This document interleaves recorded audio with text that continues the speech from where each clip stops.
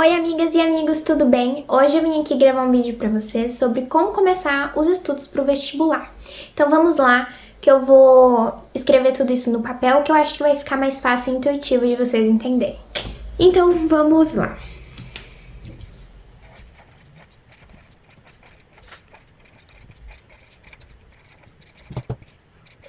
Bom, o primeiro passo para os estudos do vestibular, para começar, eu acredito que seja definir uma meta.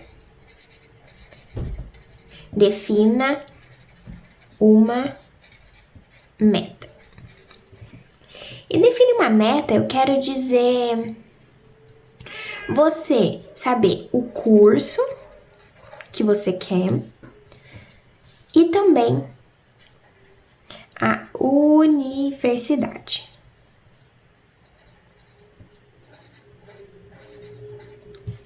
Isso vai te ajudar porque eu acredito muito que o curso e aonde você quer chegar te ajuda a não desistir desse processo, te ajuda a ter uma motivação. Eu também acredito muito naquela frasezinha clichê de que se você não sabe para onde ir, qualquer caminho serve. Então, ter uma noção de onde você quer chegar é muito importante. O curso, para fazer essa escolha de curso, eu tenho algumas ideias de como você pode fazer isso. Defina a área que você quer ir. Então, por exemplo, você gosta muito de história, de política, você vai pensar em cursos para essa área, como relações internacionais, histórias. Depois de definir uma área, você vai afunilando, ou seja, você vai definindo o que você não quer. Então, por exemplo, você gosta muito de história, de política, mas você não quer ser professor. Então você não vai fazer uma licenciatura, por exemplo. Você talvez vá fazer uma história, um bacharelado em história, ou você vai procurar outra profissão que tem história também, que tem a ver com argumentação, com política, mas você não necessariamente vai fazer história licenciatura para ser professor, porque é uma coisa que você não quer. Sobre a universidade, você pode escolher ela também com base na sua preferência mesmo. E a sua preferência pode ser um sonho por uma universidade específica, por exemplo, muitas pessoas têm um sonho em estudar na USP e tudo mais, e isso pode ser um parâmetro para você. Ou como foi que eu estou fazendo ainda, né? Que é por proximidade. Proximidade com a minha família mesmo. Eu sabia que eu não queria ir para um lugar muito distante, onde eu não pudesse vir sempre para casa. Então, proximidade foi um fator que eu levei em consideração. E você também pode levar se isso for a sua meta. A segunda dica é uma coisa que eu considero muito importante e que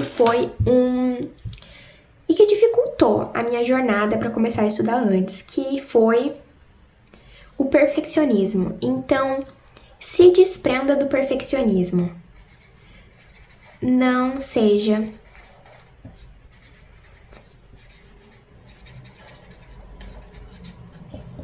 perfeccionista. E eu digo isso porque o perfeccionismo, muitas vezes, ele impede a gente de chegar nos lugares que a gente quer. Ele impede que a gente comece a se organizar, porque você entende que sempre deve ser perfeito. E as coisas não são assim. As coisas não funcionam desse jeito. O seu ano de vestibular definitivamente não vai ser perfeito. Eu imaginava, quando eu comecei a estudar para o vestibular, uma coisa diferente. Eu imaginava que no final do ano eu estaria melhor, que eu teria feito mais. Mas aí que tá. As coisas não são perfeitas e a gente não deve tentar buscar ser.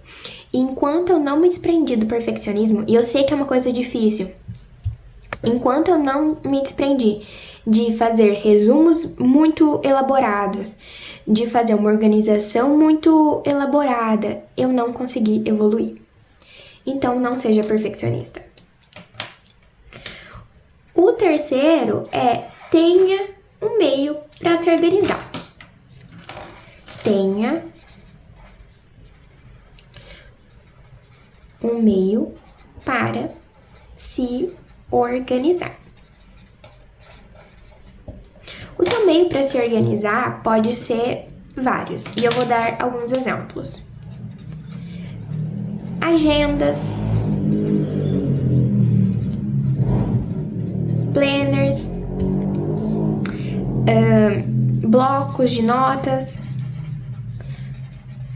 Aí vai depender. O que eu recomendo é: não insista no erro. Eu comprei planners, por exemplo, por todos os anos da minha vida praticamente, e eu não usava, eu não conseguia usar. Eu achava o tamanho pequeno, eu não gostava, mas mesmo assim eu comprava porque eu via todo mundo comprando um planner. Ah, não, você tem que ter um planner. E não, você não tem que ter um planner se você não quiser. Apenas se você quiser um planner, se funcionar pra você.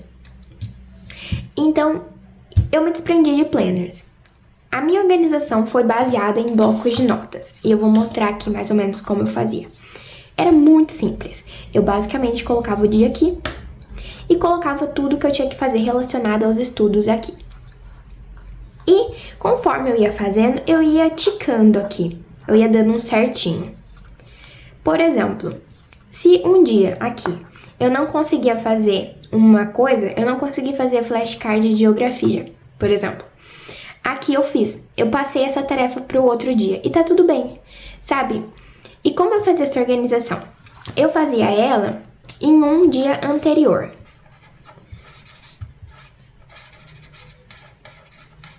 E por que eu fazia ela no dia anterior? Eu não fazia ela no começo da semana, por exemplo, como eu vejo bastante gente fazendo. Eu não fazia ela no começo da semana porque eu acho que me deixava ansiosa, isso me dava ansiedade. E quando eu fazia na noite anterior, eu sabia o que eu tinha conseguido fazer. Eu sabia o que eu não tinha conseguido fazer. Por exemplo, no dia 15/10, eu percebi que eu não tinha conseguido fazer flashcard de geografia. Então, eu automaticamente passei essa tarefa para o dia 16. Agora, se eu tivesse feito isso desde o início da semana, eu provavelmente teria me culpado, porque eu não consegui fazer flashcard de geografia, e no dia 16 eu já teria muitos outros planos. Então, essa é uma dica. Eu usei esse bloco quase todo de... Assim, eu sei que não é bonito, mas é muito útil e eu recomendo. Esse foi o meu método de organização passado. Esse ano eu estou com uma agenda. Eu escolho uma agenda por opção minha mesmo. Aqui eu faço a mesma coisa, basicamente, com tarefas do meu dia. E é isso, e tá tudo bem, gente. Eu peguei uma agenda porque talvez eu tenha alguns compromissos fixos e eu acho que fica mais fácil para organizar assim, já que eu não funciono por agenda online, por exemplo. Outra dica muito interessante que não tem a ver exatamente com organização, mas é ter um calendário. Esse meu calendário aqui, ele tá meio decrépito, como vocês podem ver. Mas é um calendário que eu imprimi, eu peguei no Pinterest, eu imprimi e todos os dias que eu ia estudando, eu fazia uma marcação. Todos os dias que eu estudava, eu fazia uma marcação. E isso me dava muita motivação porque ajudava a não ficar muitos dias sem estudar. Então, sempre que eu ficava eu ficava cerca de 2 dias sem estudar, seguidos, eu conseguia analisar aqui. Fora que no final do dia, quando eu terminava de estudar e ia marcar, dava uma motivação muito grande, dava uma motivação insana. Então, quando eu estudava um dia e eu tava satisfeita com o resultado dos meus estudos, eu fazia um X completo. Quando eu não estava satisfeita, eu fazia apenas um risco. Eu fiz isso ao longo de todos os anos, ao longo do ano todo, de preparação para o meu vestibular. Eu também coloquei aqui datas importantes para mim, de inscrições, de vestibulares e das primeiras fases e das segundas fases, para eu ter noção. E foi basicamente isso. Essa ideia eu gostei tanto que é uma ideia que eu também tô usando em 2025. Eu fiz a mesma coisa, imprimi um calendário, porque eu gostei muito de fazer isso e tô fazendo isso novamente. Os dias que eu estudo, eu faço um risco, os dias que eu tô mais satisfeita, eu faço um xizinho. E é isso, eu pretendo continuar fazendo isso o ano todo. Esse aqui tá bonitinho, porque a minha gata não mordeu, igual o anterior. Mas, basicamente, é isso. Isso dá muita motivação. Outro passo, que eu acho fundamental, é definir o meio de estudo. Então, isso é importante. Eu vou dar alguns exemplos. Você pode estudar por livro, cursinho ou videoaula. Ou videoaula no próprio YouTube. Ah, Giovana, como que eu vou decidir qual que eu vou usar? Eu não sei. Tudo vai depender da sua rotina. No ano passado, eu estava no terceiro ano do ensino médio. Para mim, ficava inviável ir para o cursinho. Então, eu assistia videoaulas em casa. Você talvez não tenha tempo de ler livros, porque geralmente eles são um pouco mais demorados do que videoaulas. Então, você pode assistir videoaulas. Ou talvez você precise de um conteúdo mais aprofundado. Então, os livros é a melhor opção. Vai depender da sua meta, do seu objetivo e da sua preferência também. Última dica, que foi um erro que eu fiz, inclusive, no meu ano, que é não fazer um método de revisão desde o começo do ano. Isso foi um erro que me custou um pouco e talvez eu teria conseguido me sair melhor ainda nas minhas provas se eu tivesse feito isso logo desde o começo. Então, utilize o Anki desde o início do ano. E por que o Anki em específico, né? Eu tinha muita relutância com o Anki porque ele é feio. Ele é feio, é chato criar flashcards às vezes. Mas eu comecei a ver que eu não tava me lembrando do que eu tinha estudado já. Principalmente para algumas matérias mais decorebas, como biologia, por exemplo. Biologia.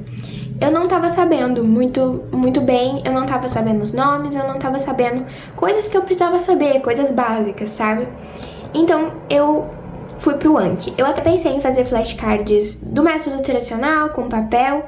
Entretanto, o Anki, ele já organiza e programa as suas revisões. Então, você não precisa se preocupar com isso, é uma coisa a menos para você pensar e para você ter que ficar organizando. Então, por isso, a minha escolha do Anki. E eu super recomendo que você teste, e se você não gostou na primeira vez que você usou, insista mais um pouco, porque talvez no começo é difícil, mas depois você vai pegando o jeito e realmente ajuda muito, muito, muito, muito, muito, muito. Muitas questões eu pude ganhar por conta do Anki, de coisas específicas que eu tinha colocado lá e que provavelmente eu não teria me lembrado se eu só tivesse visto a aula ou só tivesse feito questões. E foi esse o vídeo, amigos e amigas, eu espero muito que vocês tenham gostado. Um super beijo pra todos vocês, tchau e até o próximo vídeo, tchau!